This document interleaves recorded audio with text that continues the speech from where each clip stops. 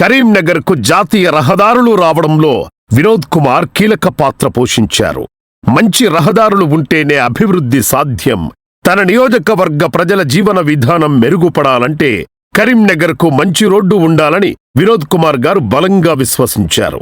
అందుకే ఎల్కతుర్తి, హుస్నాబాద్, సిద్దిపేట, మెదక్, నాందేడ్ వరకు, సూర్యాపేట నుంచి జనగామ, దుద్దెడ, సిద్దిపేట, సిరిసిల్ల వరకు, కరీంనగర్ నుంచి సిరిసిల్ల, కామారెడ్డి, పిట్లం వరకు, కరీంనగర్ నుంచి వీణవంక, జమ్మికుంట, భూపాల్పల్లి, సిరోంచ వరకు ఇలా ఎన్నో జాతీయ రహదారులను తీసుకురావడంలో వినోద్ కుమార్ గారు కీలక పాత్ర వహించారు.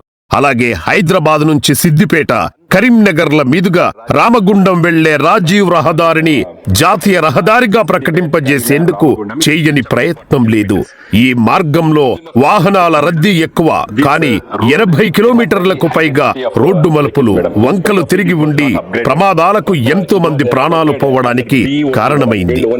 ఈ రోడ్డును జాతీయ రహదారిగా ప్రకటించి అప్గ్రేడ్ చేయాలని వినోద్ కుమార్ ఢిల్లీ పెద్దలకు విజ్ఞప్తులు చేశారు.